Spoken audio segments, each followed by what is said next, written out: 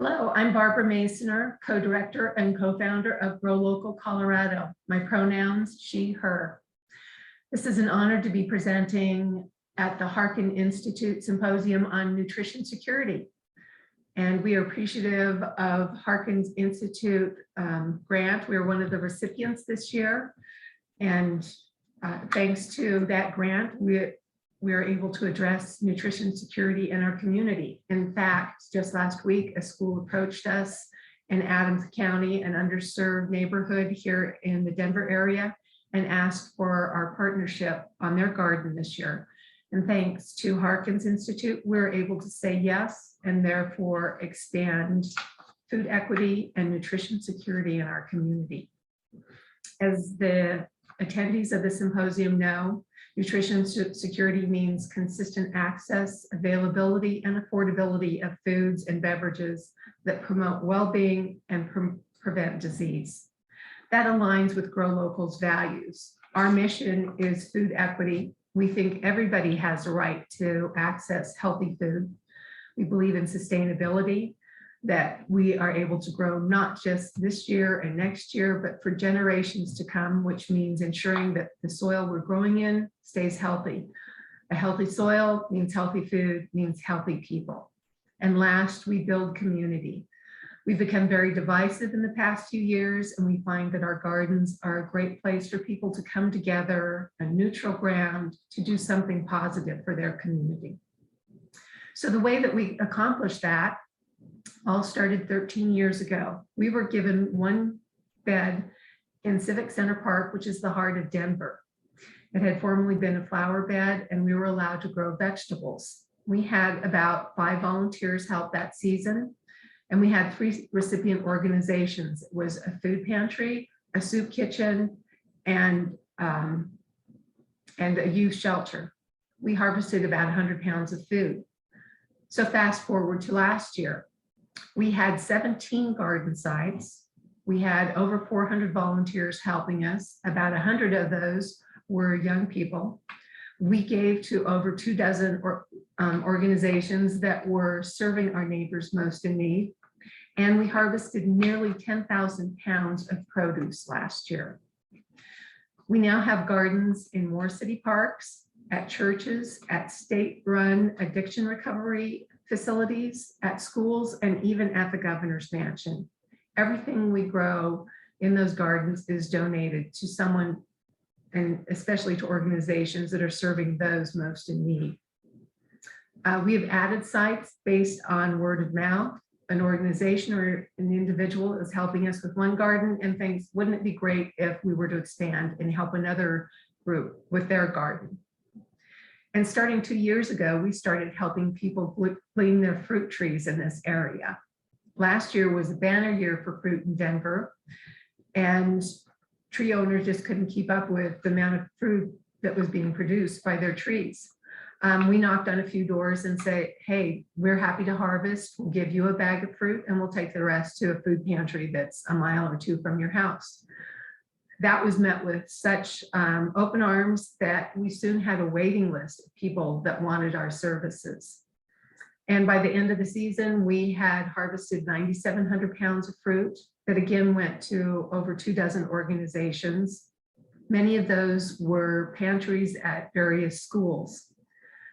And in order to address that waiting list, we are now partnering with the city of Denver and several other nonprofits to find ways to get to all of the fruit trees in Denver to make sure that food doesn't go to waste and gets to those who can really use it. At each garden that we have, we tailor what we grow to the recipients. The organizations that are going to distribute that tell us what their guests or their clients most like. And if it's food that we can grow in our climate, then we grow it in that garden. That reduces food waste. That also makes sure that we meet the cultural interests and needs of that organization and that neighborhood. And it also means that less miles are traveled, less time is taken for that food to get from the garden to the table. Oftentimes we'll harvest food and it will be distributed that day, if not the day after. And as many of you know, As soon as food produce is harvested, it starts losing its nutritive value. So by reducing that amount of time where it gets from the garden to the table means that food's going to have more nutritive value. And more nutritive value food has a better taste to it. In fact, one of our gardeners at a state-run substance abuse facility, she said that she didn't know that she liked cucumbers. She was used to the ones that she got at the store.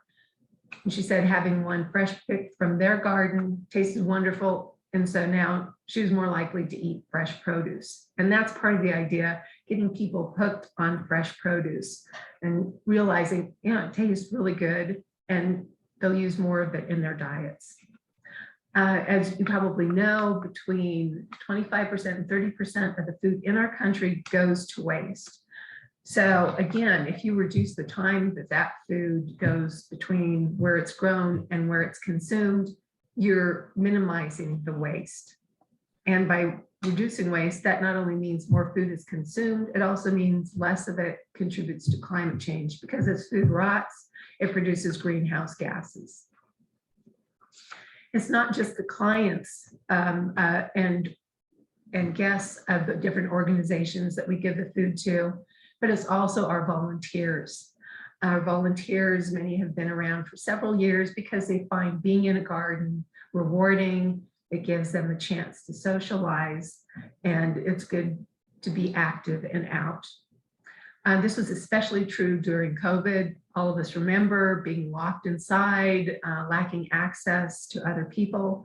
So when we were able to garden in public places, we ensured everyone wore a mask, we sanitized tools and gloves, and everybody stayed 6 feet apart. And that was a great way to socialize. It was a great way to be outside, getting fresh air, and that gave people a sense of purpose. All of us remember the images on the news of those long lines at food pantries. And we had just as long of lines here as was shown on the news at our different food pantries. So people wanted to do something positive. And by helping out at our gardens, by taking the food to those food pantries, they had a sense of purpose and they had a sense of community.